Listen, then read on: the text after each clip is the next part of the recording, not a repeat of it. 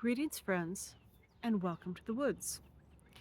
I've been getting a little bit of splashback from other practitioners who I know in passing who feel that my simplistic explanations and my $4 words are not worthy of the topics I discuss. They feel that I should be taking up 2 hours of your time talking in circles and making things much more complicated than they need to be. But personally, I think that if you can explain something simply and concisely in a way that many more people will understand, you're you're doing a better job. And really, I think you have to have a thorough understanding of your topic to do that. So, we're going to continue with simple, direct, and short. Today, I want to address something that has been in in my environment and thus on my mind for the past few weeks, and that is the people who choose to work on the other side of the chessboard from myself. Yes, we live in a binary world, and part of that binary world is the opposites when they come together, creating a third, which is the reality we live in. There's a chessboard. Chessboards symbolize that. It's not the other way around. We're not getting this idea from the game. The game came from the universal idea of exactly what is here in this space and time and what we need to grapple with. There are two sides. There are those who abstain from the game. But if you want to have a hand in reality creation, you're going to have two different ways of looking at it. There is power to the self and power to others. And while we both have to have a happy medium, we have to be able to take care of ourselves as well as others, take care of others as well as ourselves. To some degree, the enjoyment of one versus the other and the intensity that we will pursue one versus the other really expresses our alignment. And for those who prefer to walk the path of service to self and work with those who do the same and engage with those who farm humans or those who may still be present who feed off of humans, I suspect the farmers are gone. For those people, there needs to be some awareness of why some requirements are made. And if you understand that process, what the requirements are and where it leads, perhaps you will make a more thoughtful decision about where you want to align your energies. One of the absolutes, one of the rituals, if you will, that's required of people who dedicate their soul source, the primacy of their being, their essence, to that side of the chessboard, the side of service to self, which is, if you get to the root of it, is more you get what you give. So when you seek to enslave others in service to self, you are yourself enslaved to those who are higher on the hierarchy.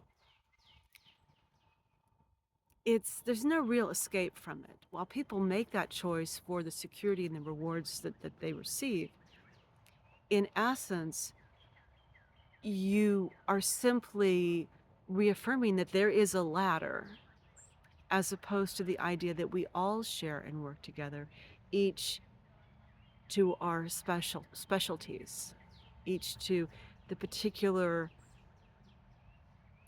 task, the particular vibration, the particular energy that we bring. For those on my side of the chessboard, we have a symphony.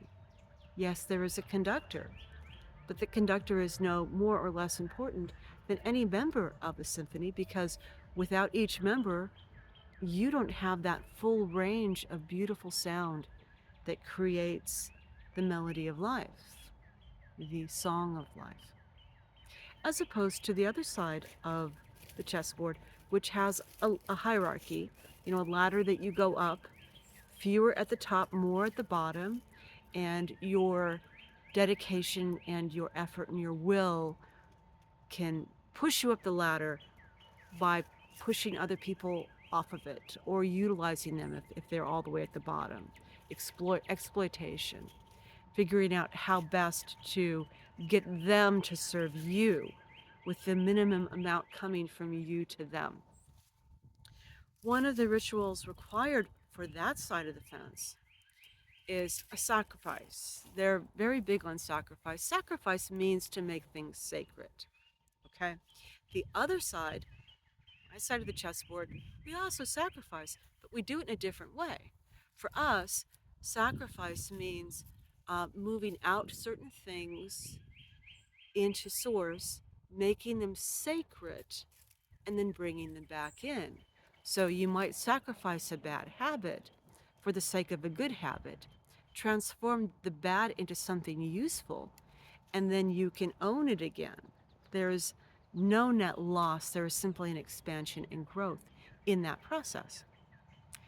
The service to self side sees a sacrifice as giving up something from you, your life, your rung of the ladder, up to those over you in the ladder with the hopes that they will accept you and perhaps elevate you, maintain you, accept you, but perhaps elevate you in that process. One of the primary requirements to enter into the elite circle of minions, mind you, still minions, not truly elite or leaders, but leaders of a sort, middle management, mid celebrity, middle. You can never truly be elite as long as you're human. You can hold some of the elite essence, but you will never truly be sovereign. You will never truly be in control.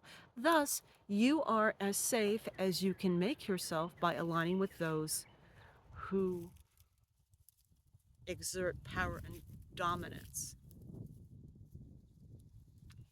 If you look at it from my standpoint, it's a trap, but everyone has their own perspective. So, one of the things they require to get to that elite minion circle is a sacrifice. They want a sacrifice of something you love. There's a reason for that, but they never give you the reason. They simply demand a sacrifice. Sacrifice is usually someone you love. And they give you the choice. You can either sacrifice that person, or we will kill them anyway. And we might even blame you when we do it. When put in that position, quite a few people who did not obviously want someone they loved to perish would accept the offer as they saw the situation being, I'm going to lose them one way or the other. I might as well get something out of it myself.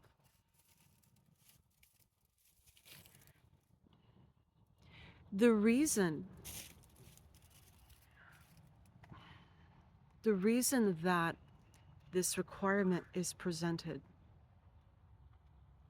is because when you lose what's closest to you, what you most love in that moment, sadness, loss, what you love connects to you. Love is a connection where the energy cycles. And when that connection is ripped from you, creates a hole. That is their intention. A hole in your aura, a hole in your etheric body, if it's a deep connection, a deep hole. And before you can heal from it, before you can patch it, cover it, so the vulnerability is compensated for, they attach. They put their attachment in so that they can find you and, if need, control you at any time they desire. And if they so desire, enter into you to act through you. And that is why, at the higher levels, the minions are forced as an initiation to give what they are attached to, what they love. It could be somebody who's a close friend who really inspires them, who they have attached to because they want to emulate that person. They're getting that's their abuse. They're getting something from that person that allows them to be creative. Uh, makes them more. It could be a child. It could be uh, another family member who's important to them. And often it is somebody who's keeping them linked to source in ways that they can't access very easily themselves.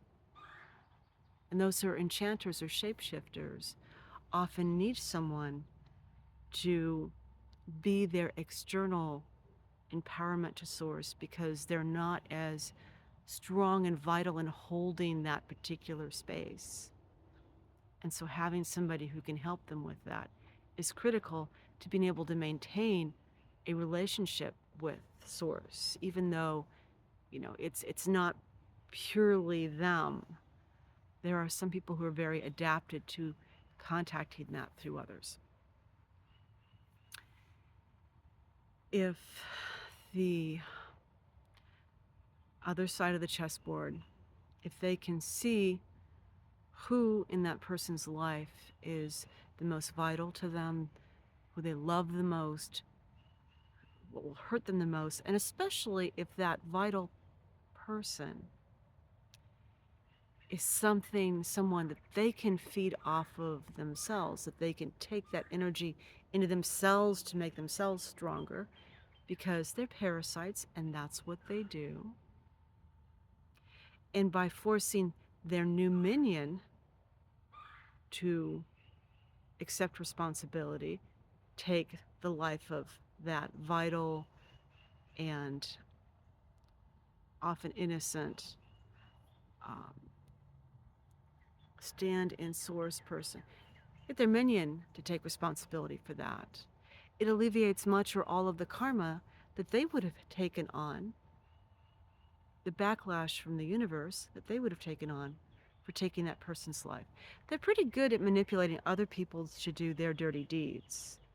Ignorant humans to do their dirty deeds so they don't have to pay for it. It's essence having someone else lend you their credit card and then charging a debt that they're going to have a really hard time paying off. I think I've spoken enough on that topic. I think you have a pretty good idea of the price of working service to self side of the chessboard. Perhaps next we'll talk about their retirement plan, but not today. Some things to think about, and welcome to the woods.